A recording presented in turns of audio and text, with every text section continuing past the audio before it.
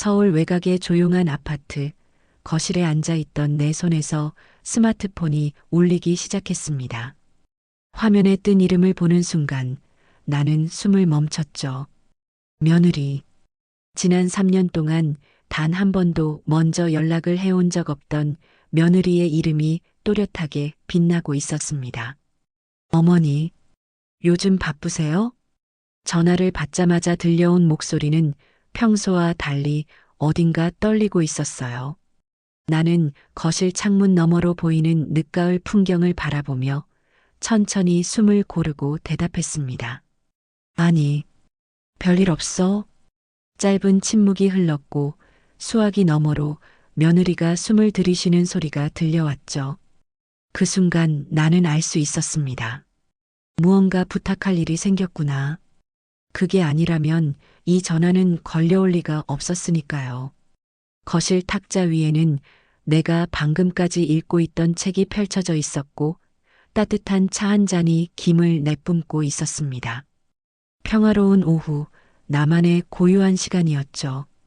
그런데 이 전화 한 통이 그 모든 평온을 깨뜨리려 하고 있었습니다.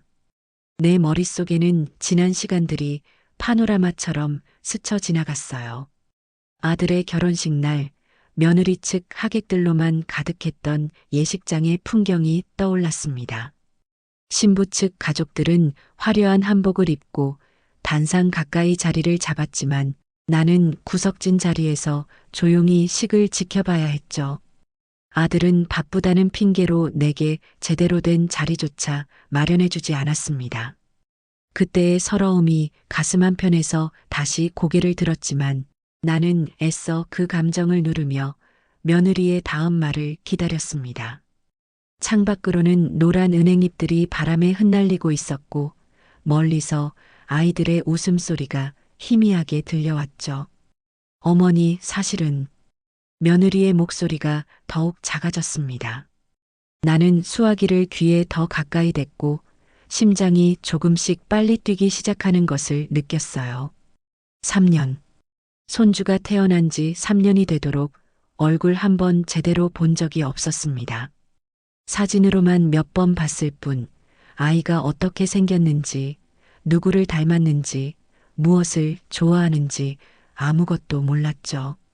돌잔치 때도 초대받지 못했던 기억이 선명하게 떠올랐습니다. 우연히 SNS에서 본 사진 속에는 화려한 돌잔치 풍경이 담겨 있었고 며느리의 가족들이 모두 모여 행복하게 웃고 있었어요. 하지만 그 어디에도 나는 없었습니다. 마치 처음부터 존재하지 않았던 사람처럼요. 친정엄마가 갑자기 병원에 입원하셔서 며느리의 말이 이어졌고 나는 이미 그 뒤에 이어질 내용을 짐작할 수 있었습니다. 필요할 때만 찾는 사람. 그게 바로 내가 된 것이었죠. 거실의 시계가 째깍째깍 시간을 알리고 있었고 창문으로 들어오는 햇살이 점점 기울어가고 있었습니다. 나는 천천히 일어나 창가로 걸어갔어요. 아파트 단지의 놀이터에서는 젊은 엄마들이 아이들과 함께 놀고 있었습니다. 그 모습을 보며 나도 모르게 한숨이 새어나왔죠. 한때는 나도 저렇게 아들과 함께 뛰어놀았던 시절이 있었는데 이제는 모든 것이 너무나 멀게만 느껴졌습니다. 어린이집은 대기가 너무 길어서 한 달만이라도 좀 봐주실 수 있을까 해서요. 며느리의 목소리에는 간절함이 묻어 있었지만 동시에 어색함도 느껴졌습니다. 3년 동안 남이나 다름없이 지냈던 시어머니에게 갑자기 아이를 맡기려니 그럴 만도 했겠죠. 하지만 나는 그보다 더 큰 상처를 안고 있었습니다. 전화기를 든 내 손이 미세하게 떨리기 시작했어요. 분노인지 서러움인지 아니면 그리움인지 알 수 없는 감정들이 복잡하게 뒤엉켜 있었습니다. 한편으로는 손주를 볼 수 있다는 기대감이, 다른 한편으로는 이용당한다는 억울함이 동시에 밀려왔죠. 거실 한쪽 벽에는 아들의 어린 시절 사진들이 걸려 있었습니다. 첫돌, 유치원 입학식, 초등학교 운동회. 그 모든 순간을 함께했던 아들이 이제는 너무나 먼 사람이 되어버렸어요. 결혼 후 명절에도 찾아오지 않았고 전화 한 통하는 일도 드물었습니다. 어머니, 듣고 계세요? 며느리의 다급한 목소리에 나는 정신을 차렸습니다. 창밖의 풍경이 흐릿하게 보였고 눈가에 뜨거운 것이 맺히는 것을 느꼈어요. 하지만 나는 그것을 들키고 싶지 않았습니다. 이미 충분히 약한 모습을 보였으니까요. 내가 살고 있는 이 작은 아파트는 아들이 결혼하면서 혼자 살라고 마련해 준 곳이었습니다. 넓은 집에서 함께 살자는 내 제안을 거절하며 독립적으로 살아야 한다고 했던 아들의 말이 아직도 귓가에 맴돌았죠. 그때는 이해한다고 했지만 사실은 버려진 기분이었습니다. 생각해 볼게. 나는 간신히 그 한마디를 내뱉었습니다. 더 이상 대화를 이어갈 힘이 없었어요. 며느리는 뭔가 더 말하려 했지만 나는 그만 전화를 끊어버렸습니다. 수화기를 내려놓은 순간 억눌렀던 눈물이 뺨을 타고 흘러내렸죠. 다시 혼자가 된 거실. 아까까지 읽던 책도 식어버린 차도 이제는 아무런 의미가 없어 보였습니다. 나는 소파에 깊이 몸을 묻고 천장을 바라보았어요. 텅 빈 집안이 유난히 크게 느껴지는 순간이었습니다. 그런데 가만히 생각해 보니 나도 한때는 시어머니였습니다. 아들을 키우며 느꼈던 그 모든 사랑과 정성을 이제는 손주에게도 줄 수 있을 텐데. 하지만 그들은 내게 그런 기회조차 주지 않았어요. 그리고 이제 와서 필요하니까 찾는 것이었습니다. 창밖의 해가 완전히 기울었고 거실에 어둠이 내려앉기 시작했습니다. 나는 일어나 불을 켜지 않은 채 그대로 앉아 있었어요. 어둠 속에서 혼자 있는 것이 오히려 편안하게 느껴졌으니까요. 이것이 내가 선택한 삶이었고 앞으로도 그럴 것이라고 생각했습니다. 하지만 마음 한구석에서는 작은 목소리가 들려왔죠. 정말 이대로 괜찮은 걸까? 손주의 얼굴도 모른 채 평생을 살아도 후회하지 않을까? 그 질문들이 머릿속을 맴돌았지만 답은 쉽게 나오지 않았습니다. 다음 날 아침 나는 평소처럼 6시에 눈을 떴습니다. 창문 너머로 희뿌연 새벽 공기가 보였고 멀리서 참새들의 지저귐이 들려왔죠. 어제의 전화가 꿈이었으면 좋겠다는 생각을 하며 침대에서 일어났지만 거실 탁자 위에 놓인 휴대폰이 그것이 현실이었음을 상기시켜 주었습니다. 부엌으로 가서 물을 끓이며 하루를 시작했어요. 뜨거운 물이 주전자 안에서 부글부글 끓어오르는 소리가 고요한 집안에 울려 퍼졌습니다. 혼자 마시는 아침 차 한 잔이 이제는 너무나 익숙해진 일상이었죠. 찻잔에 물을 부으며 나는 또다시 어제의 대화를 떠올렸습니다. 친정엄마는 병원에 입원 중이고 어린이집 대기번호는 한참 뒤에요. 며느리의 말이 계속 맴돌았어요. 그때서야 선택된 시어머니. 첫 번째도 두 번째도 아닌 마지막 선택지로서의 나. 그 사실이 가슴에 날카로운 가시처럼 박혀 있었습니다. 차를 들고 거실로 나와 창가 의자에 앉았어요. 아파트 단지는 아직 잠들어 있었고 가로등 불빛만이 희미하게 길을 비추고 있었습니다.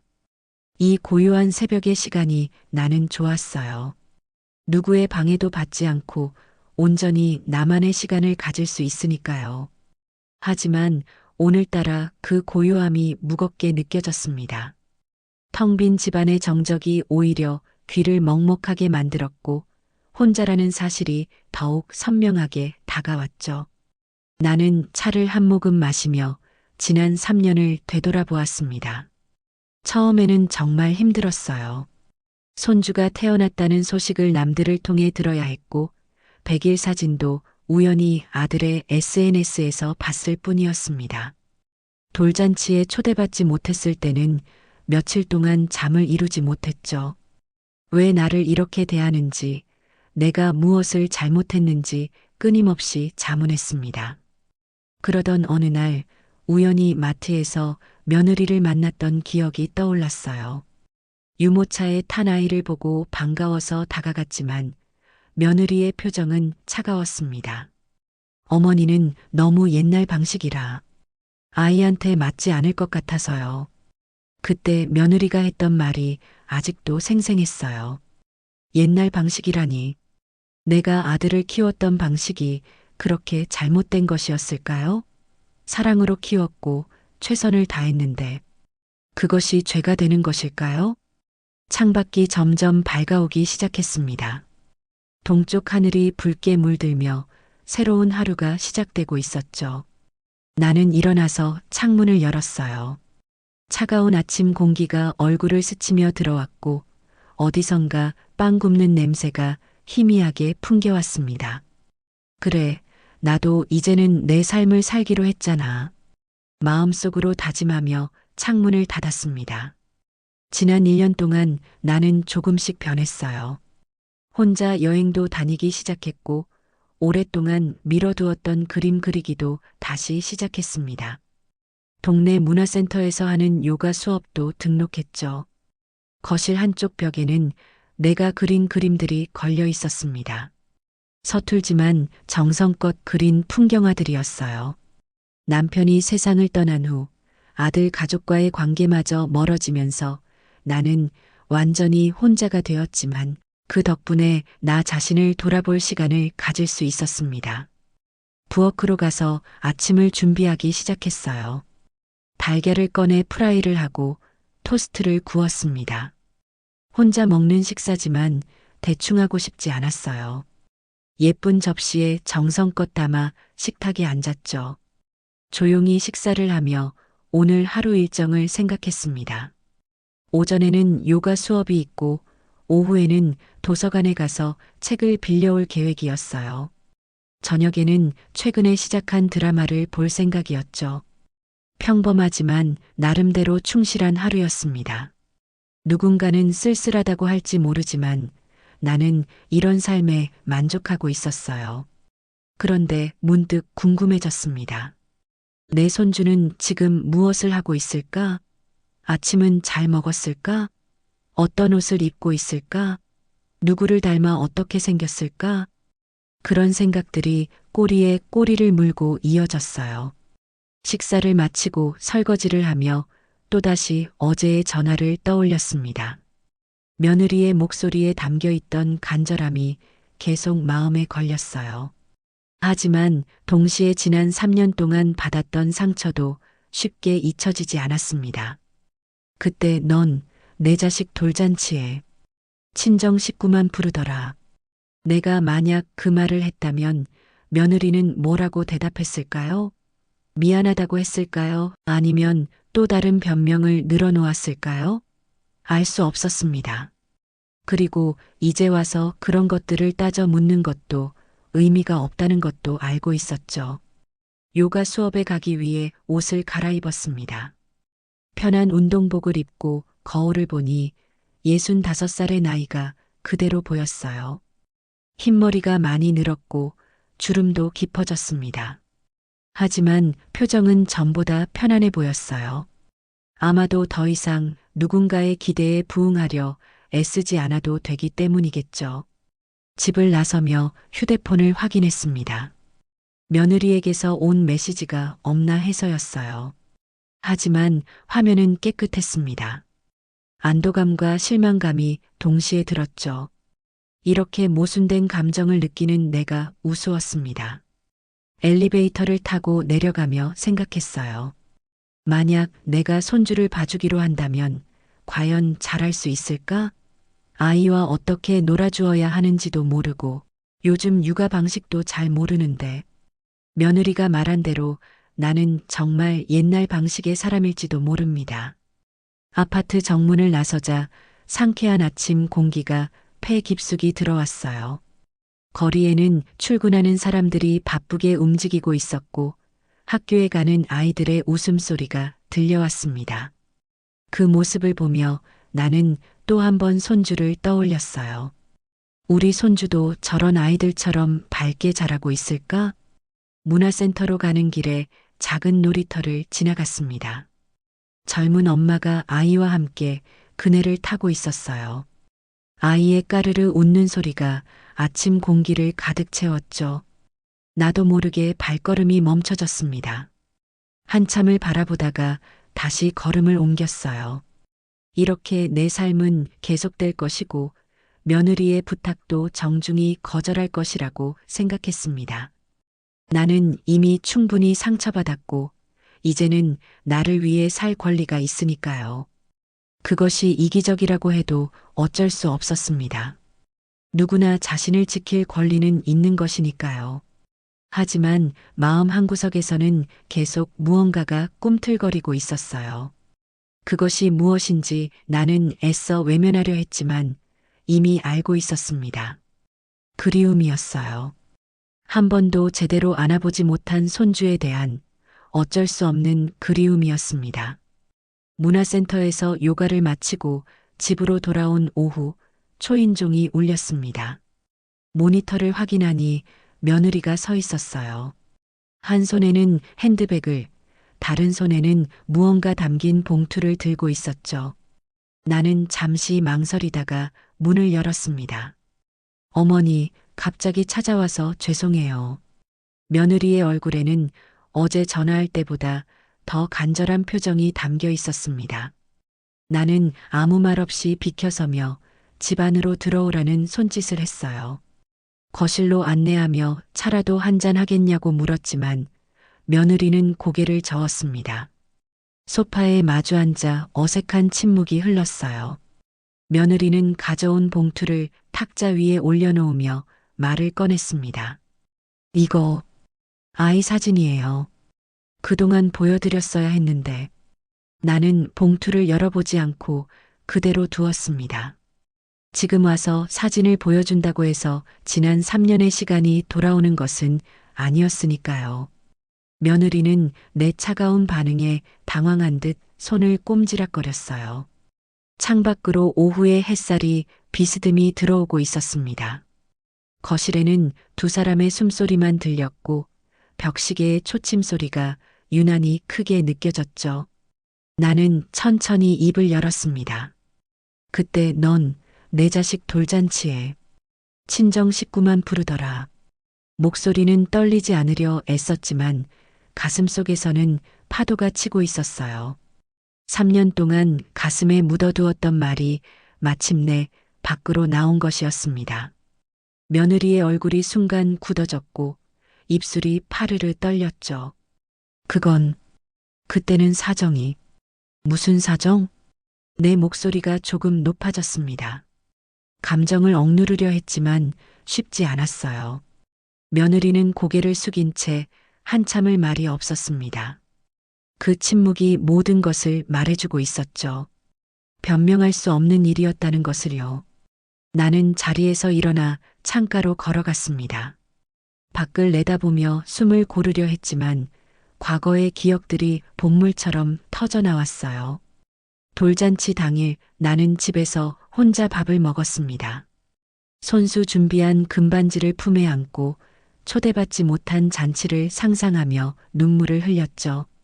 어머니, 며느리의 목소리가 뒤에서 들려왔지만 나는 돌아보지 않았습니다. 창문에 비친 내 모습이 초라해 보였어요. 그토록 기다렸던 손주의 돌잔치에 할머니가 없었다는 것이 아직도 믿기지 않았습니다. 그날 아들한테 전화했었어. 왜 엄마는 부르지 않느냐고. 내 목소리가 점점 떨리기 시작했습니다. 억눌렀던 감정들이 하나둘 올라오고 있었어요. 며느리는 여전히 아무 말도 하지 못했고 거실에는 무거운 침묵만이 가득했죠. 근데 아들이 뭐라고 했는지 알아? 너희가 불편해할까봐 그랬다고. 내 자식이, 내가 낳아서 키운 자식이 그렇게 말하더라. 그 말을 하는 순간 눈가에 뜨거운 것이 맺혔습니다. 하지만 나는 울지 않으려 애썼어요. 지금 눈물을 보이고 싶지 않았으니까요. 창밖의 풍경이 흐릿하게 일렁였지만 나는 꾹 참았습니다. 돌아보니 며느리가 무릎을 꿇고 있었어요. 두 손을 모으고 고개를 숙인 채 말했습니다. 정말 죄송해요, 어머니. 그때는 제가 너무 어리고 철이 없었어요. 하지만 그 사과가 지금 와서 무슨 의미가 있을까요? 이미 지나간 시간은 돌아오지 않는데 나는 며느리를 일으켜 세우려 하지 않았습니다. 그 모습을 보며 오히려 더 서글펐어요. 이렇게까지 해야 하는 사이가 되어버렸다는 것이 어머니는 너무 옛날 방식이라 아이한테 맞지 않을 것 같아서요. 내가 그때 마트에서 들었던 며느리의 말을 그대로 되풀이했습니다. 며느리의 얼굴이 더욱 창백해졌어요. 자신이 했던 말이 얼마나 상처가 되었는지 이제야 깨달은 듯 했죠. 그래, 나는 옛날 사람이야. 하지만 내가 아들을 어떻게 키웠는지 너는 몰라. 새벽같이 일어나서 도시락 싸주고 아파서 밤새 간호하고 대학 등록금 마련하려고 다른 손으로 일했어. 말을 하다 보니 점점 감정이 북받쳐 올랐습니다. 지난 세월 동안 아들을 위해 희생했던 모든 순간들이 떠올랐어요. 그런데 그 아들이 이제는 나를 불편한 존재로 여기고 있다는 사실이 가슴을 찢어 놓았죠. 며느리는 여전히 무릎을 꿇은 채 흐느끼기 시작했습니다. 하지만 나는 그 눈물에 흔들리고 싶지 않았어요. 너무 많이 아팠고 너무 오래 참았으니까요. 이제 와서 아이를 봐달라고? 친정엄마는 병원에 있고 어린이집은 대기가 길어서 그래서 이제야 시어머니가 필요한 거야? 내 목소리에는 분노와 서러움이 동시에 묻어났습니다. 며느리는 고개를 들어 나를 바라보았어요. 눈에는 눈물이 가득했지만 나는 외면했습니다. 어머니, 정말 잘못했어요. 제발 한 번만 용서해 주세요. 아이한테도 할머니가 필요해요. 며느리의 애원하는 목소리가 거실에 울려 퍼졌지만 나는 이미 마음을 정했습니다. 더 이상 이용당하고 싶지 않았어요. 필요할 때만 찾는 사람이 되고 싶지 않았습니다. 됐어. 이제 나도 내 인생 살아보려 해. 더는 나를 필요할 때만 찾지 말아다오. 단호하게 말하고 돌아섰습니다. 며느리는 계속 뒤에서 불렀지만 나는 안방으로 들어가 문을 닫았어요. 문 밖에서 며느리의 흐느끼는 소리가 들렸지만 나는 귀를 막았습니다. 한참이 지나서야 현관문이 닫히는 소리가 들렸어요. 며느리가 떠난 것이었죠. 나는 침대에 앉아 천장을 바라보았습니다. 가슴이 텅 빈 것 같으면서도 동시에 무언가로 꽉 차 있는 것 같은 이상한 기분이었어요. 거실로 나와 보니 탁자 위에 사진 봉투가 그대로 놓여 있었습니다. 잠시 망설이다가 봉투를 열어보았어요. 아이의 사진들이 한 장 한 장 나왔습니다. 100일, 돌, 2돌, 3돌. 내가 없었던 모든 순간들이 사진 속에 담겨 있었죠.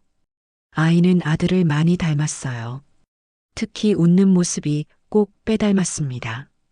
사진을 보며 나도 모르게 눈물이 흘렀어요. 이 아이의 할머니인데 한 번도 안아보지 못했다는 사실이 너무나 서러웠습니다. 하지만 이미 엎질러진 물이었어요. 돌이킬 수 없는 시간들이었고 상처는 너무 깊었습니다. 나는 사진들을 다시 봉투에 넣고 서랍 깊숙이 넣어두었어요. 보고 싶을 때마다 꺼내 볼 수는 있겠지만 그것만으로는 충분하지 않다는 것을 알고 있었죠. 저녁이 되어 혼자 밥을 먹으며 생각했습니다. 오늘 일이 정말 잘한 일이었을까? 하지만 다시 생각해도 답은 같았어요. 나도 이제는 존중받을 자격이 있었고 더 이상 누군가의 편의를 위한 도구가 되고 싶지 않았으니까요. 창밖에는 어둠이 내려앉고 있었고 도시의 불빛들이 하나둘 켜지기 시작했습니다. 혼자 있는 집이 유난히 조용했지만 이제는 그 고요함이 나쁘지 않았어요. 적어도 상처받을 일은 없으니까요. 며느리가 돌아간 지 사흘이 지난 저녁 또다시 초인종이 울렸습니다. 모니터를 확인하니 이번에는 아들이 서 있었어요. 퇴근길에 들른 듯 정장 차림이었고 얼굴에는 피곤함과 짜증이 동시에 묻어 있었죠. 나는 한숨을 쉬며 문을 열었습니다. 엄마, 대체 무슨 일이야? 인사도 없이 들어오며 아들이 물었습니다. 거실로 들어가 소파에 털썩 앉은 아들의 모습을 보니 며느리에게 들은 모양이었어요. 나는 차분히 맞은편에 앉았습니다. 무슨 일이긴. 내 아내가 와서 아이를 맡아달라고 했을 뿐이야. 그래서 왜 거절한 거야? 엄마도 손주 보고 싶다고 그렇게 말했잖아. 아들의 목소리에는 비난이 담겨 있었습니다. 마치 내가 무언가 큰 잘못을 한 것처럼 말이죠. 나는 가만히 아들을 바라보았어요. 언제부터 이렇게 남남 같은 사이가 되었을까요? 보고 싶다고 했지. 하지만 너희가 보여준 적이 있니? 내 목소리는 담담했지만 가슴 속에서는 또다시 파도가 일렁이고 있었습니다. 아들은 불편한 듯 넥타이를 느슨하게 풀며 시선을 피했어요. 창밖으로는 저녁 노을이 붉게 물들고 있었고 거실 안은 점점 어두워지고 있었지만 불을 켤 생각이 나지 않았습니다. 그건 바빴으니까. 엄마도 이해해 줄 줄 알았는데. 바빴다고? 돌잔치할 시간은 있으면서 엄마한테 전화 한 통 할 시간은 없었니? 내 목소리가 점점 높아지기 시작했습니다. 참으려 했지만 더 이상은 무리였어요. 아들은 짜증스러운 표정으로 손으로 얼굴을 쓸어내렸죠. 아니, 그때는 처가 쪽에서 다 준비해줘서. 엄마, 왜 이렇게 옹졸하게 구는 거야? 옹졸하다. 그 한마디가 가슴에 비수처럼 꽂혔습니다. 내가 옹졸한 것일까요? 손주 얼굴 한번 보고 싶어 하는 할머니의 마음이 옹졸한 것일까요? 나는 자리에서 벌떡 일어났어요. 옹졸하다고? 내가 옹졸한 거야? 내 자식 얼굴도 못 보고 지낸 엄마 심정은 생각해 봤어? 감정이 폭발하는 것을 느꼈습니다. 3년 동안 쌓였던 모든 것들이 한꺼번에 터져 나오는 것 같았어요. 아들도 자리에서 일어나 나를 마주 보았습니다. 엄마가 너무 예민하게 반응하니까 우리도 불편했어. 맨날 언제 데려오냐고 물어보고 부담스러웠다고. 그 말을 듣는 순간 나는 할 말을 잃었습니다. 내가 부담스러운 존재였다는 거예요? 손주를 보고 싶어 하는 마음이 부담이었다는 건가요? 눈앞이 아득해지는 것을 느꼈어요. 그래, 내가 부담스러웠구나. 내 엄마가. 목소리가 떨렸지만 더 이상 숨기고 싶지 않았습니다. 아들은 말실수를 했다는 것을 깨달은 듯 당황한 표정을 지었지만 이미 늦었어요. 이미 뱉어진 말은 주워 담을 수 없으니까요. 거실에 무거운 침묵이 내려앉았습니다. 어둑해진 실내에서 두 사람의 그림자만 길게 늘어져 있었어요. 멀리서 구급차 사이렌 소리가 희미하게 들려왔고 벽시계만이 무심하게 시간을 알리고 있었죠. 엄마, 그게 아니라. 됐다. 더 듣고 싶지 않아. 아들의 변명을 막고 등을 돌렸습니다. 창밖의 야경이 흐릿하게 보였어요. 도시의 불빛들이 별처럼 반짝이고 있었지만 내 마음은 깜깜한 밤처럼 어두웠습니다. 엄마, 우리가 잘못했어. 인정해. 하지만 이제라도 관계를 회복하면 되잖아. 아이도 할머니를 만나고 싶어 해. 아들의 목소리가 누그러졌지만 나는 고개를 저었습니다. 너무 늦었어요. 이미 깨진 그릇은 아무리 붙여도 금이 남는 법이니까요. 아이가 할머니를 만나고 싶어 한다고? 본 적도 없는 할머니를 돌아보며 물었습니다. 아들은 대답하지 못했어요. 그럴 수밖에 없었죠. 아이는 내 존재조차 모를 테니까요. 이제 와서 필요하니까 찾는 거잖아. 며느리도 너도. 친정엄마가 아프니까 어린이집이 안 되니까. 그래서 이제야 엄마가 생각난 거지. 엄마, 나가. 이제 나도 내 인생 살아보려 해. 더는 나를 필요할 때만 찾지 마. 똑같은 말을 며느리에게 했던 것처럼 아들에게도 말했습니다. 아들은 한참을 서 있다가 한숨을 쉬며 현관으로 향했어요. 신발을 신으며 마지막으로 돌아보았지만 나는 시선을 피했습니다. 엄마가 후회할 거야. 문을 나서며 아들이 남긴 말이었습니다. 쿵 하고 현관문이 닫히자 집안은 다시 정적에 휩싸였어요. 나는 그 자리에 한참을 서 있었습니다.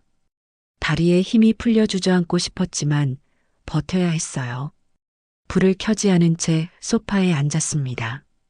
어둠 속에서 혼자 있으니 오히려 마음이 편했어요. 눈을 감으니 아들의 어린 시절이 떠올랐습니다. 첫 걸음마를 떼던 날, 유치원 첫 등원에 울던 모습, 대학 합격 통지서를 들고 기뻐하던 얼굴. 그 모든 순간을 함께했던 아들이 이제는 나를 부담스러워한다니 가슴이 찢어지는 것 같았어요. 하지만 동시에 분노도 느껴졌습니다. 내가 그동안 너무 당연하게 여겨졌던 것일까요? 항상 있을 것이라고, 언제든 부르면 올 것이라고 생각했던 걸까요? 휴대폰이 울렸습니다. 아들에게서 온 문자였어요. 엄마, 정말 미안해. 내일 다시 가서 제대로 사과할게. 하지만 나는 답장하지 않았습니다. 지금은 아무것도 하고 싶지 않았어요. 부엌으로 가서 물을 한 잔 마셨습니다. 차가운 물이 목구멍을 타고 내려가자 조금 진정이 되는 것 같았어요. 냉장고를 열어보니 혼자 먹기엔 너무 많은 반찬들이 있었습니다. 습관적으로 아들이 올까봐 만들어둔 것들이었죠. 다시 거실로 돌아와 불을 켰습니다. 탁자 위에는 며느리가 두고 간 사진 봉투가 여전히 있었어요. 잠시 망설이다가 다시 한번 사진을 꺼내 보았습니다. 웃고 있는 아이의 얼굴이 너무나 예뻤어요. 하지만 그 예쁜 얼굴이 오히려 가슴을 더 아프게 했습니다. 결국엔 자기밖에 모르는 사람이었지. 며느리가 화를 내며 나갔을 때 들었던 말이 떠올랐어요. 그래, 어쩌면 맞는 말일지도 모릅니다. 이제 나도 나밖에 모르는 사람이 되기로 했으니까요. 더 이상 누군가를 위해 희생하거나 상처받고 싶지 않았습니다. 창밖의 야경을 바라보며 생각했어요. 내일부터는 정말로 새로운 삶을 시작해야겠다고. 더 이상 과거에 얽매이지 않고 누군가를 기다리지도 않고 온전히 나를 위한 삶을 살아야겠다고. 그것이 이제 내게 남은 유일한 길인 것 같았습니다. 밤이 깊어가고 있었고 도시는 여전히 불빛으로 반짝이고 있었습니다. 혼자 있는 집이 쓸쓸했지만 적어도 더 이상 상처받을 일은 없을 거라는 생각에 조금은 위안이 되었어요. 이렇게 또 하루가 지나가고 있었습니다. 아들과 다툰 지 2달이 흘렀습니다. 늦가을이 지나고 겨울이 찾아왔죠. 창밖으로는 한방눈이 펑펑 내리고 있었고 도시는 하얀 이불을 덮은 듯 고요했어요. 나는 따뜻한 차를 마시며 눈 내리는 풍경을 바라보고 있었습니다. 그동안 아들과 며느리에게서 몇 번 연락이 왔지만 나는 모두 받지 않았어요. 마음이 흔들릴까봐 일부러 휴대폰도 무음으로 해두었죠. 대신 그림 그리기에 더 몰두했고 새로운 취미로 도자기 만들기도 시작했습니다. 혼자만의 시간이 이제는 제법 익숙해졌어요. 그런데 며칠 전 우편함에서 특이한 봉투를 발견했습니다. 며느리의 이름으로 온 편지였어요. 처음에는 그냥 버릴까 했지만 왠지 모를 예감에 뜯어보았죠. 편지를 읽기 시작하자 나도 모르게 손이 떨리기 시작했습니다. 어머니, 이 편지를 읽고 계실지 모르겠어요. 혹시 버리셨다면 어쩔 수 없지만 꼭 전하고 싶은 말이 있어서 글을 씁니다. 며느리의 글씨는 또박또박했고 정성스럽게 쓴 흔적이 역력했어요. 나는 소파에 앉아 천천히 편지를 읽어 내려갔습니다. 창밖에 눈은 계속 내리고 있었고 거실은 고요했죠. 어머니, 저희가 정말 큰 잘못을 했어요. 변명의 여지가 없다는 걸 알아요. 하지만 어머니가 알아주셨으면 하는 게 있어요. 저희가 어머니를 멀리한 건 미워서가 아니었어요. 편지를 읽다가 잠시 멈췄습니다. 미워서가 아니었다면 대체 왜였을까요? 나는 다시 시선을 내려 계속 읽었어요. 처음 결혼했을 때 저는 어머니가 무서웠어요. 시어머니라는 존재 자체가 부담스러웠고 혹시나 제가 며느리로서 부족하다고 생각하실까봐 두려웠어요. 그래서 자꾸 피하게 됐고 그것이 습관이 되어버렸어요. 그 대목에서 나는 숨을 깊이 들이쉬었습니다. 무서웠다니. 내가 그렇게 무서운 사람이었나요? 한 번도 며느리에게 큰 소리를 낸 적도 잔소리를 한 적도 없었는데 돌잔치 때 어머니를 초대하지 않은 건 정말 죄송해요. 그때 저는 친정 엄마의 눈치를 보느라 제대로 된 판단을 못했어요. 지금 생각하면 얼마나 어리석고 못된 짓이었는지, 어머니의 마음이 얼마나 아프셨을지 이제야 조금 알 것 같아요. 눈가가 뜨거워지는 것을 느꼈습니다. 편지를 든 손이 가늘게 떨렸어요. 며느리의 진심이 글자 하나하나에 담겨 있는 것 같았습니다. 요즘 아이를 혼자 키우면서 많은 걸 느껴요. 엄마가 된다는 게 얼마나 힘든 일인지, 아이를 사랑한다는 게 얼마나 가슴 아픈 일인지요. 어머니도 아들을 이렇게 키우셨겠죠? 그런데 저희가 어머니의 그 사랑을 너무 당연하게 여겼어요. 편지는 꽤 길었습니다.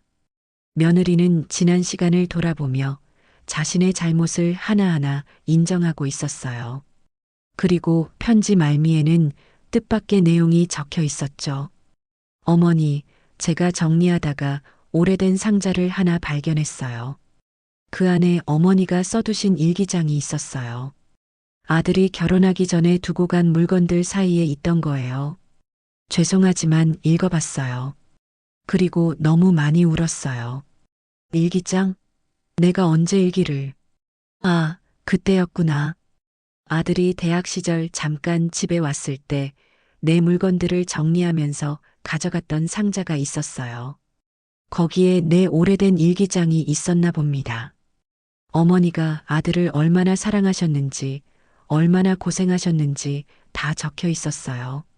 새벽에 일어나 도시락을 싸면서도 행복해 하셨던 어머니, 아들이 아파서 밤새 뜬 눈으로 지새우면서도 아들만 걱정하셨던 어머니. 그 모든 게 일기장에 있었어요. 나도 기억이 났습니다. 젊은 시절 아들을 키우며 틈틈이 써두었던 일기들. 힘들 때마다 일기장에 마음을 털어놓곤 했었죠. 그런데 그것을 며느리가 읽었다니. 특히 이 구절이 가슴에 남아요. 우리 아들이 나중에 좋은 사람 만나서 결혼하면 나는 정말 좋은 시어머니가 되고 싶다. 며느리를 내 딸처럼 아끼고 힘들 때 기댈 수 있는 든든한 존재가 되고 싶다. 어머니, 저희가 그런 어머니의 마음을 너무 늦게 알았어요. 편지를 읽는 내 눈에서 눈물이 흘러내렸습니다. 그래, 나는 정말 좋은 시어머니가 되고 싶었어요. 하지만 그 기회조차 얻지 못했죠. 아니, 어쩌면 내가 너무 서둘렀는지도 모릅니다. 어머니, 일기장 마지막에 이런 글도 있었어요. 내가 너희와 어울리지 못했던 건 사랑이 부족해서가 아니라 그 사랑을 표현할 자신이 없었기 때문이란다. 이 글을 읽고 정말 많이 울었어요. 어머니도 저희와 가까워지고 싶으셨는데 방법을 모르셨던 거죠? 맞아요. 나는 정말 서툴렀습니다. 젊은 세대와 어떻게 소통해야 하는지, 며느리와 어떻게 가까워져야 하는지 몰랐어요. 그저 거리를 두는 것이 서로에게 편할 거라고 생각했죠. 하지만 그것이 오히려 벽을 만들었던 것 같습니다. 편지의 마지막 부분에는 사진이 한 장 들어 있었어요. 아이가 그린 그림이었습니다. 삐뚤빼뚤한 선으로 그려진 세 사람의 모습. 아마도 엄마, 아빠, 그리고 할머니인 것 같았어요. 아이가 요즘 자꾸 할머니를 그려요. 한 번도 본 적 없는데도요. 아마 마음속 어딘가에 할머니의 자리가 있나 봐요. 어머니, 너무 늦었을지도 모르지만 그래도 한 번만 더 기회를 주실 수 없을까요? 아이에게 진짜 할머니를 만나게 해주고 싶어요. 편지를 다 읽고 한참을 앉아 있었습니다. 창밖에 눈은 그쳤고 하얀 세상이 고요하게 빛나고 있었어요. 며느리의 진심이 담긴 편지가 내 마음의 벽을 조금씩 무너뜨리고 있었습니다. 그런데 이상하게도 분노보다는 안타까움이 더 크게 느껴졌어요. 우리 모두가 서로를 사랑하면서도 표현하지 못하고 오해하고 상처 주고받았다는 사실이 너무나 안타까웠습니다. 시간은 이렇게 흘러가 버렸고 되돌릴 수 없는 것들이 너무 많았죠. 일어나서 창가로 걸어갔습니다. 눈 덮인 놀이터에서 아이들이 눈사람을 만들고 있었어요. 그 모습을 보며 생각했습니다. 내 손주도 저렇게 눈사람을 만들고 있을까?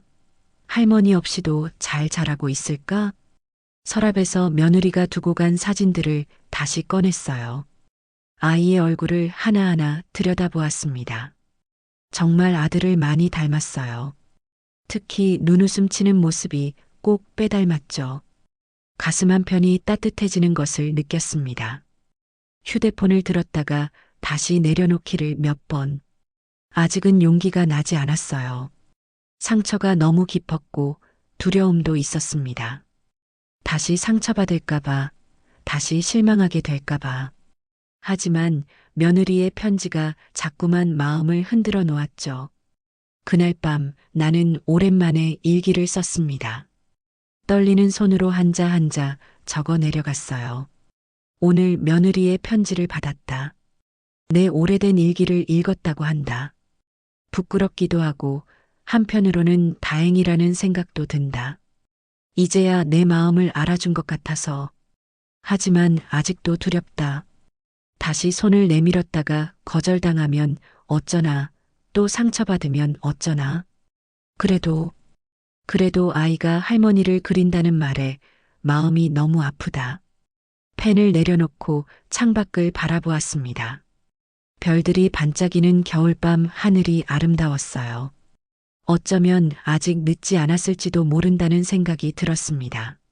하지만 먼저 손을 내밀 용기는 아직 나지 않았어요. 시간이 조금 더 필요했습니다. 며느리의 편지를 받은 지 열흘이 지났습니다. 그동안 나는 매일 밤 그 편지를 다시 읽었어요. 읽을 때마다 새로운 감정이 올라왔고 잊고 있었던 기억들이 하나둘 되살아났죠. 오늘도 창가에 앉아 차를 마시며 생각에 잠겨 있었습니다. 그때 휴대폰이 울렸어요. 모르는 번호였지만 왠지 받아야 할 것 같은 예감이 들었습니다. 전화를 받자 어린아이의 목소리가 들려왔어요. 할머니, 맞아요? 순간 심장이 멈추는 것 같았습니다. 떨리는 목소리로 겨우 대답했어요. 그래, 누구니? 저는 할머니 손주예요. 엄마가 할머니 목소리 들려주고 싶다고 해서. 아이의 목소리는 맑고 순수했습니다. 내가 상상했던 것보다 훨씬 더 사랑스러운 목소리였어요. 눈물이 났지만 아이에게 들키고 싶지 않아서 꾹 참았죠. 그래, 우리 손주구나. 이름이 뭐니? 서진이요. 5살이에요. 서진이라는 이름을 처음 들었습니다. 아들의 어릴 적 별명이 서진이었는데 그 이름을 아이에게 지어준 모양이었어요. 가슴이 뜨거워졌습니다. 서진아, 할머니 보고 싶니? 잠시 침묵이 흐른 뒤 아이의 대답이 들려왔어요. 네, 엄마가 할머니는 하늘에 있는 천사 같은 분이라고 했어요. 저도 천사 할머니 만나고 싶어요. 그 순간 나는 더 이상 참을 수가 없었습니다. 눈물이 뺨을 타고 흘러내렸어요. 며느리가 아이에게 나를 그렇게 표현했다니. 없는 사람 취급하지 않고 아름답게 기억하도록 해준 것이 고마웠습니다. 전화 너머로 며느리의 목소리가 들려왔어요. 어머니, 죄송해요. 아이가 자꾸 할머니 목소리 듣고 싶다고 해서 아니야. 고마워. 정말 고마워. 더 이상 말을 잇기 어려웠습니다. 감정이 북받쳐 올라왔어요. 전화를 끊고 한참을 울었습니다. 기쁨인지 서러움인지 구분할 수 없는 눈물이었죠. 그날 이후로 나는 많은 생각을 했어요. 아이의 목소리가 계속 귓가에 맴돌았고 천사 할머니라는 말이 가슴을 울렸습니다. 며느리가 나를 미워하지 않았구나. 오히려 아이에게 좋은 할머니로 기억되길 바랐구나 하는 생각에 마음이 녹아내렸죠. 며칠 후 나는 용기를 내어 편지를 썼습니다. 며느리에게 보내는 답장이었어요.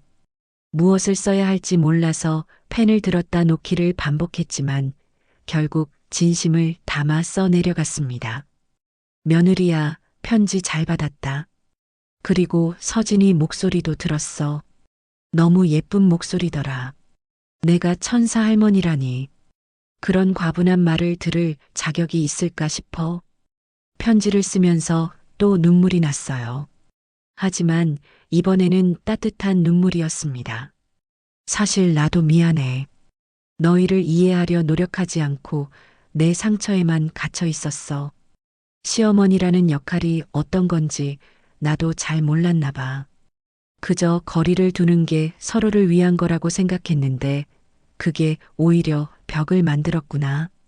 편지를 쓰다 보니 내 마음도 정리가 되어 갔어요.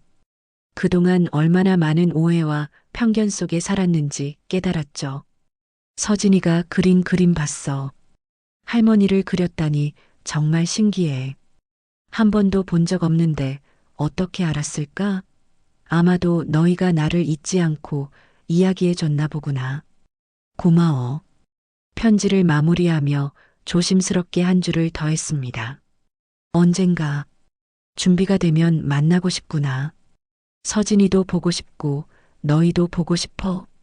편지를 붙이고 나니 마음이 한결 가벼워졌어요. 오랜만에 느끼는 평온함이었습니다.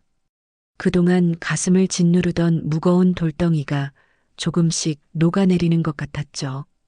그 후로 며느리와 편지를 주고받기 시작했습니다. 처음에는 어색했지만 점점 자연스러워졌어요. 며느리는 서진이의 일상을 사진과 함께 보내주었고 나는 아들의 어린 시절 이야기를 들려주었죠. 어머니, 서진이가 요즘 할머니 만날 날만 손꼽아 기다려요. 매일 달력을 보면서 할머니 언제 와? 하고 물어요. 며느리의 편지를 읽으며 웃음이 났습니다. 그리고 동시에 가슴이 아팠어요. 아이가 그토록 기다리는 할머니를 왜 이제야 만나게 해주는 걸까 하는 후회가 밀려왔죠. 어느 날 며느리가 특별한 제안을 했습니다. 어머니, 다음 주가 서진이 생일이에요. 6살이 되는 날이죠. 혹시 오실 수 있을까요? 작은 파티지만 할머니가 오시면 서진이가 정말 좋아할 거예요. 생일 초대장을 받고 한참을 고민했습니다. 가고 싶은 마음과 두려운 마음이 공존했어요. 하지만 서진이의 목소리가 계속 떠올랐고 천사 할머니를 만나고 싶어하는 아이의 마음을 저버릴 수 없었습니다. 그래, 갈게. 우리 서진이 생일이라니 안 갈 수 없지. 답장을 보내고 나니 가슴이 두근거렸어요. 드디어 손주를 만나는구나. 6년 만에 처음으로 아이를 안아볼 수 있구나. 설렘과 긴장이 동시에 밀려왔습니다. 생일 선물로 무엇을 사야 할지 고민하다가 문득 좋은 생각이 났어요. 다락방에 올라가 오래된 상자를 꺼냈습니다. 그 안에는 아들이 어릴 때 가지고 놀던 나무 기차가 있었죠. 시간이 지났지만 여전히 멀쩡했어요. 기차를 닦으며 추억에 잠겼습니다. 아들이 이 기차를 얼마나 좋아했는지 잠들 때도 꼭 안고 잤던 기억이 생생했어요. 이제 그 기차가 서진이에게 갈 차례였습니다. 할아버지에서 아버지로, 아버지에서 아들로 이어지는 사랑의 증표가 되길 바라며 정성껏 포장했죠. 생일을 며칠 앞둔 날 나는 미용실에 갔습니다. 오랜만에 파마도 하고 염색도 했어요. 거울에 비친 내 모습이 조금은 젊어 보였습니다. 서진이가 할머니를 보고 무서워하지 않을까 걱정되어 최대한 밝은 표정을 지어보았죠. 옷장을 뒤져 가장 예쁜 옷을 골랐어요. 화려하지 않으면서도 단정한 옷이었습니다. 옷을 입고 거울을 보니 마치 소풍 가는 아이처럼 들떠있는 내 모습이 보였어요. 65년 인생에서 이렇게 설레는 일이 또 있었을까 싶었습니다. 며느리가 보내준 주소를 보니 서울 근교의 아담한 주택이었어요. 아들이 새로 이사한 집인 모양이었습니다. 지도를 보며 길을 확인하고 또 확인했죠. 길을 잃어버릴까봐, 늦을까봐 모든 게 걱정이었습니다. 드디어 약속한 날이 왔어요. 아침 일찍 일어나 준비를 했습니다. 선물을 가방에 넣고 마음을 가다듬으며 집을 나섰죠. 날씨는 화창했고 봄 기운이 완연했습니다. 마치 모든 것이 새롭게 시작되는 것 같은 기분이었어요. 버스를 타고 가는 내내 가슴이 두근거렸습니다. 창밖 풍경은 아름다웠지만 제대로 보이지 않았어요. 오직 서진이를 만날 생각뿐이었죠. 어떤 표정으로 맞아줄까? 무슨 말을 먼저 해야 할까? 아이가 나를 알아볼까? 이번 정류장에서 내리시면 됩니다. 버스 기사님의 안내 방송에 정신을 차렸어요. 떨리는 다리로 버스에서 내려 천천히 걸었습니다. 며느리가 알려준 주소를 찾아 골목길을 돌아서자 예쁜 정원이 있는 하얀 집이 보였어요. 대문 앞에서 한참을 망설였습니다. 그때 집안에서 아이의 웃음소리가 들려왔어요. 그 순간 모든 망설임이 사라졌습니다. 나는 심호흡을 하고 초인종을 눌렀죠. 이제 정말로 새로운 시작이었습니다. 초인종을 누르고 기다리는 몇 초가 마치 몇 시간처럼 느껴졌습니다. 현관문이 열리고 며느리가 나왔어요. 오랜만에 보는 며느리의 얼굴에는 긴장과 반가움이 동시에 묻어 있었죠. 우리는 잠시 말없이 서로를 바라보았습니다. 어머니, 오셨어요. 정말 와주셔서 감사해요. 며느리의 눈가가 붉어지는 것을 보았어요. 나도 마찬가지였습니다. 서로 할 말이 많았지만 지금은 그저 이 순간이 소중했어요. 며느리가 조심스럽게 내 손을 잡았고 나는 그 손을 살며시 쥐었습니다. 집 안으로 들어서자 아담하고 따뜻한 거실이 보였어요. 벽에는 가족 사진들이 걸려 있었는데 놀랍게도 내 사진도 한 장 있었습니다. 아들 결혼식 때 찍은 사진이었죠. 그것을 보는 순간 가슴이 뭉클해졌어요. 할머니다. 계단 위에서 맑은 목소리가 들려왔습니다. 고개를 들어보니 작은 아이가 서 있었어요. 서진이었습니다. 아이는 잠시 수줍어하다가 천천히 계단을 내려왔죠. 나는 그 모습을 숨죽여 바라보았습니다. 서진이는 정말 아들을 빼닮았어요. 특히 눈매와 코가 똑같았죠. 하지만 인매는 며느리를 닮아 부드러웠습니다. 아이는 내 앞에 와서 멈춰섰고 큰 눈으로 나를 올려다보았어요. 할머니 맞아요? 천사 할머니?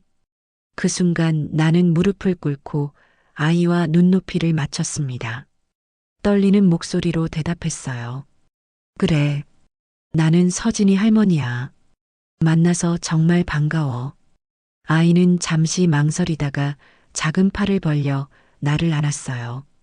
그 따뜻하고 작은 품에 안기는 순간 나는 더 이상 눈물을 참을 수 없었습니다. 6년이라는 시간의 공백이 한순간에 녹아내리는 것 같았어요. 할머니 왜 울어요? 아파요? 서진이가 걱정스러운 표정으로 물었습니다.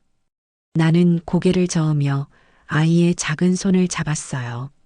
아니야. 할머니는 너무 기뻐서 우는 거야. 우리 서진이를 만나서 너무너무 기쁜 거야. 아이는 그제야 환하게 웃으며 내 눈물을 닦아주었어요. 그 작은 손길이 어찌나 따뜻하던지 마음속 깊은 곳까지 온기가 퍼지는 것 같았습니다. 거실로 이동해서 소파에 앉자 서진이가 내 옆에 바짝 붙어 앉았어요. 마치 오래전부터 알고 지낸 사이처럼 자연스러웠죠. 아이는 작은 손으로 내 손을 잡고 놓지 않았습니다. 할머니, 이거 봐요. 제가 그린 거예요. 서진이가 스케치북을 가져와서 펼쳐 보였어요. 그 안에는 정말 많은 그림들이 있었는데 놀랍게도 할머니라고 쓰인 그림들이 여러 장 있었습니다. 비록 서툴지만 사랑이 가득 담긴 그림들이었죠. 엄마가 할머니는 우리를 하늘에서 지켜봐 주신다고 했어요. 그래서 맨날 그렸어요. 며느리를 바라보니 눈시울이 붉어져 있었어요. 그동안 아이에게 나를 나쁘게 말하지 않고 오히려 좋은 존재로 기억하도록 해준 것이 정말 고마웠습니다. 어머니, 차라도 한잔 하실래요? 며느리가 부엌으로 가려고 하자 나는 손을 저었어요. 내가 도와줄게. 같이 하자.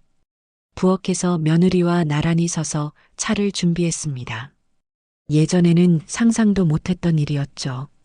며느리가 조심스럽게 말을 꺼냈어요.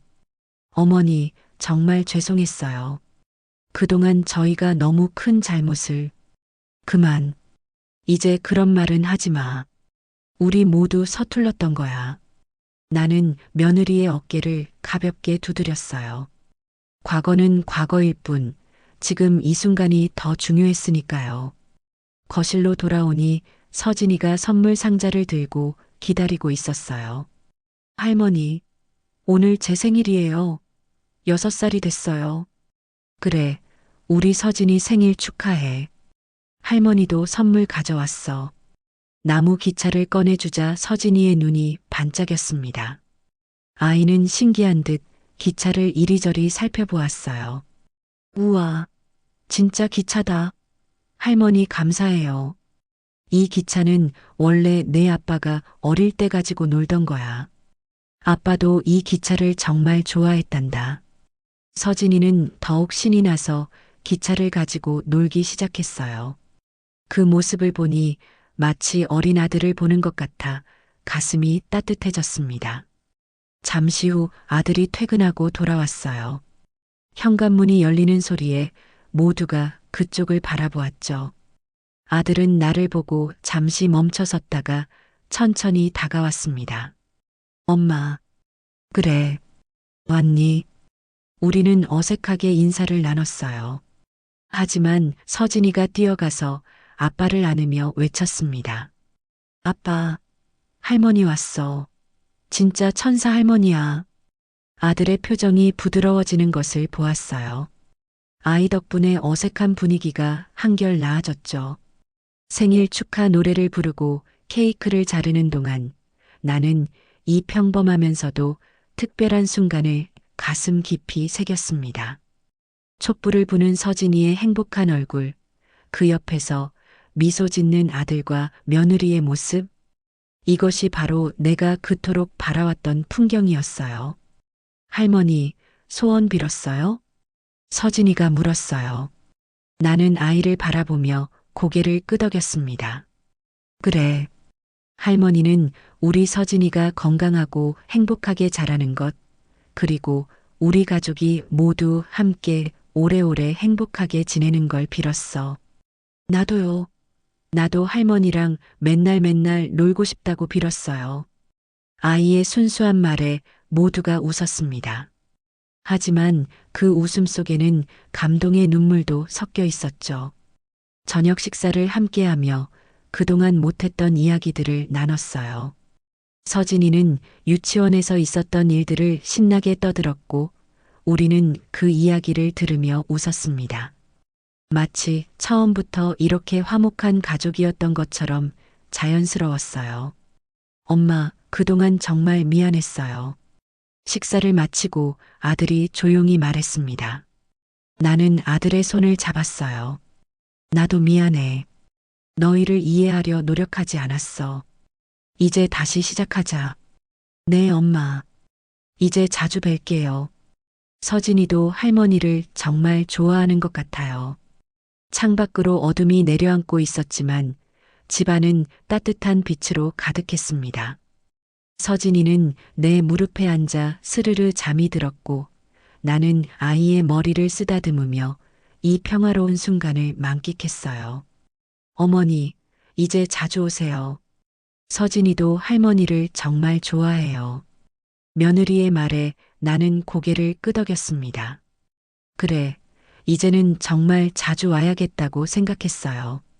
잃어버린 시간은 되돌릴 수 없지만 앞으로의 시간은 충분히 채워갈 수 있으니까요. 집으로 돌아가야 할 시간이 되자 서진이가 잠에서 깨어났어요. 아이는 내가 가려고 하자 울먹이며 매달렸습니다. 할머니 가지 마요. 우리 집에서 자요. 할머니는 집에 가야 해. 하지만 곧 또 올게. 약속해. 진짜요? 새끼손가락 걸어요. 작은 새끼손가락을 걸며 약속을 했어요. 아이는 그제야 안심한 듯 웃으며 손을 흔들었죠. 할머니 사랑해요. 할머니도 우리 서진이 사랑해. 정말 많이 사랑해. 현관문을 나서는 발걸음이 무겁지 않았어요. 오히려 가볍고 행복했습니다. 뒤돌아보니 가족들이 모두 나와서 손을 흔들고 있었죠. 나도 손을 흔들며 걸었습니다. 밤하늘에는 별들이 반짝이고 있었어요. 마치 축복의 빛처럼 느껴졌습니다. 버스를 기다리며 오늘 하루를 되돌아보았어요. 완벽하지는 않았지만 충분히 아름다운 시작이었다고 생각했습니다. 집에 도착해서 거실에 앉아 서진이가 그린 그림을 꺼내 보았어요. 아이가 생일 선물이라며 준 그림이었죠. 삐뚤빼뚤하지만 정성스럽게 그린 할머니와 손주의 모습. 그 그림을 보며 나는 행복하게 웃었습니다. 오늘은 정말 특별한 날이었어요. 용서와 화해, 그리고 새로운 시작의 날이었습니다. 이제 우리에게는 함께할 많은 날들이 기다리고 있었어요. 그 생각만으로도 가슴이 벅차올랐습니다. 서진이의 생일 이후로 계절이 2번 바뀌었습니다. 이제는 매주 주말마다 아들 집을 방문하는 것이 자연스러운 일상이 되었어요. 오늘도 토요일 아침 나는 서진이가 좋아하는 호두과자를 사들고 집을 나섰습니다. 버스 안에서 창밖을 바라보며 지난 시간을 돌이켜 보았어요. 처음엔 어색했던 만남들이 이제는 너무나 편안하고 행복한 시간이 되었죠. 서진이는 나를 세상에서 제일 좋은 할머니라고 부르며 따랐고 며느리와도 진짜 모녀처럼 가까워졌습니다. 아들 집에 도착하니 서진이가 대문 앞에서 기다리고 있었어요. 나를 보자마자 뛰어와 안기는 모습이 여전히 사랑스러웠습니다. 할머니, 오늘은 우리가 소풍 가요. 엄마가 김밥 쌌어요. 그래, 어디로 가는데? 한강공원이요. 자전거도 탈 거예요. 아이의 들뜬 목소리에 나도 덩달아 신이 났어요. 집에 들어가니 며느리가 김밥을 싸며 반갑게 맞아주었습니다. 어머니, 오셨어요? 날씨가 좋아서 다 같이 나들이 가려고요. 좋지. 내가 뭐 도와줄 거 있니? 아니에요. 거의 다 준비됐어요. 어머니는 서진이랑 놀아주세요. 부엌에서 며느리와 이런저런 이야기를 나누는 것도 이제는 자연스러웠어요. 처음엔 서로 조심스러워했지만 이제는 편한 사이가 되었죠. 며느리는 육아 고민을 털어놓기도 하고 나는 아들의 어린 시절 이야기를 들려주기도 했습니다. 한강공원에 도착하니 퍼펙트한 가을 날씨가 우리를 맞아주었어요. 푸른 하늘과 선선한 바람, 그리고 반짝이는 강물이 아름다웠죠. 돗자리를 펴고 앉아 도시락을 먹는 동안 행복이 가득했습니다. 엄마, 요즘 정말 젊어 보이세요. 아들이 갑자기 말했어요. 나는 웃으며 대답했습니다. 서진이 덕분이야. 손주랑 놀다 보니 나도 모르게 젊어지나 봐. 할머니는 원래 젊어요. 우리 할머니가 제일 예뻐요. 서진이의 말에 모두가 웃음을 터뜨렸어요. 아이의 순수한 사랑 표현은 언제나 마음을 따뜻하게 만들었습니다. 자전거를 타는 서진이를 보며 아들과 나란히 걸었어요. 가을 햇살이 따사롭게 내리쬐고 강변의 억새가 바람에 하늘거렸죠. 아들이 조심스럽게 말을 꺼냈습니다. 엄마, 그동안 정말 많은 생각을 했어요. 우리가 엄마한테 얼마나 큰 상처를 줬는지. 됐어. 이제 그런 이야기는 아니에요. 꼭 하고 싶었어요. 엄마가 날 키우면서 얼마나 고생했는지 이제야 조금은 알 것 같아요. 서진이를 키우면서 매일 엄마 생각이 났어요. 아들의 눈가가 붉어지는 것을 보았어요. 나는 아들의 팔을 가볍게 잡았습니다. 부모가 되어봐야 부모 마음을 안다고 하잖아. 너도 이제 아빠가 됐으니 알겠지. 자식은 무조건 사랑할 수밖에 없다는 걸. 우리는 잠시 말없이 걸었어요. 서진이는 저 멀리서 자전거를 타며 즐겁게 소리치고 있었고, 며느리는 아이를 따라가며 사진을 찍고 있었죠. 평화로운 풍경이었습니다. 엄마, 우리 같이 살면 어때요? 갑작스러운 아들의 제안에 나는 놀랐어요. 하지만 이미 마음의 준비가 되어 있었습니다. 고맙지만 괜찮아. 나는 지금도 충분히 행복해. 이렇게 자주 만나는 것만으로도. 하지만, 엄마, 늦었지만, 같이 밥 드실래요? 그때 며느리가 다가와 물었어요. 그 말을 듣는 순간 나는 며느리가 처음 찾아왔을 때를 떠올렸습니다. 그때는 거절했지만 이제는 달랐죠. 그래. 오늘은 우리 집에서 저녁 먹고 가자. 내가 장도 봐놨어. 정말요? 와, 할머니 집에서 밥 먹는다. 서진이가 신나서 뛰어왔어요. 그렇게 우리는 함께 장을 보고 집으로 향했습니다. 내 작은 아파트가 오랜만에 시끌벅적해졌어요. 서진이는 집안 구석구석을 구경하며 신기해했고, 며느리는 부엌에서 나를 도와 요리를 했습니다. 아들은 거실에서 서진이와 놀아주며 웃고 있었죠. 어머니, 이 앨범은 뭐예요? 며느리가 선반에서 오래된 앨범을 발견했어요. 아들의 성장 앨범이었죠. 우리는 모두 거실에 모여 앉아 사진을 보기 시작했습니다. 아빠다. 아빠 어렸을 때야?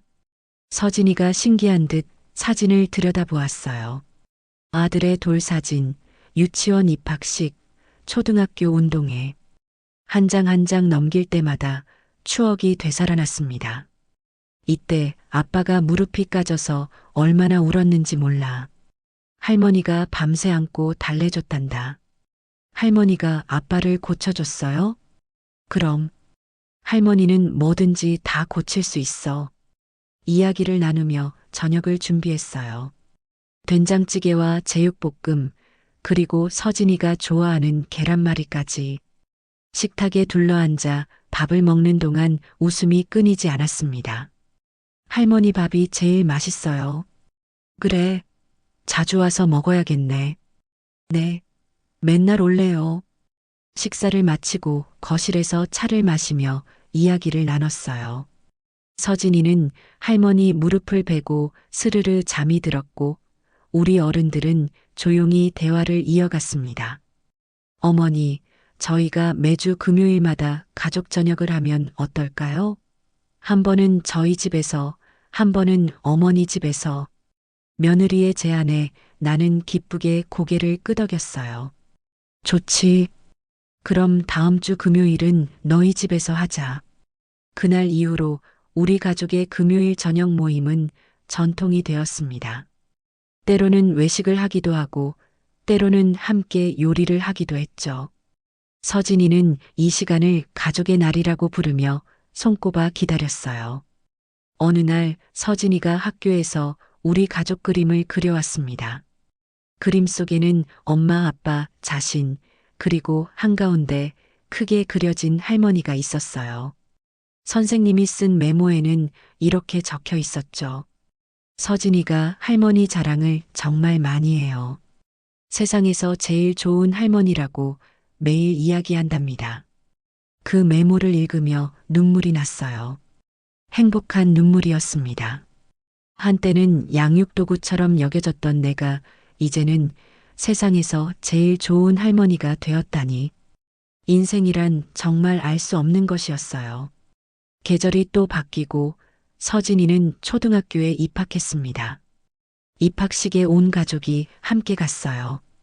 교문 앞에서 찍은 사진 속에는 교복을 입은 서진이와 함께 웃고 있는 우리 가족의 모습이 담겨 있었죠. 할머니, 저 이제 초등학생이에요. 공부 열심히 해서 할머니한테 책도 읽어드릴 거예요.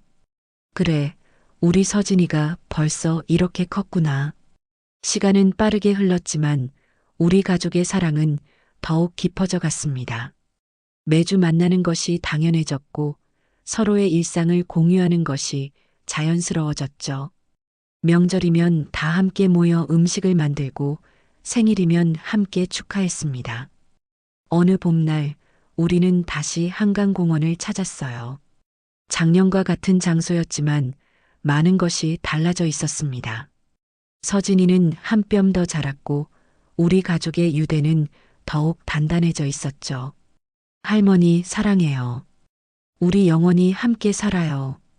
벚꽃이 흩날리는 강변에서 서진이가 외쳤어요. 나는 아이를 꼭 안으며 대답했습니다. 그래, 우리 영원히 함께 하자. 할머니도 서진이를 영원히 사랑할 거야. 그렇게 우리는 진짜 가족이 되어 갔습니다. 혈연으로 맺어진 가족이 아닌 서로를 이해하고 사랑하며 함께하는 진정한 가족으로. 그것이 우리가 찾은 행복의 모습이었어요. 창밖으로 보이는 도시의 불빛들이 따뜻하게 반짝였습니다. 혼자 있던 이 집이 이제는 가족의 웃음소리로 가득 차 있었죠. 나는 거실벽에 걸린 가족 사진을 바라보며 미소 지었어요. 그 속에는 행복하게 웃고 있는 우리 모두의 모습이 담겨 있었습니다. 이것이 우리의 새로운 시작이었고 앞으로도 계속될 우리의 이야기였습니다.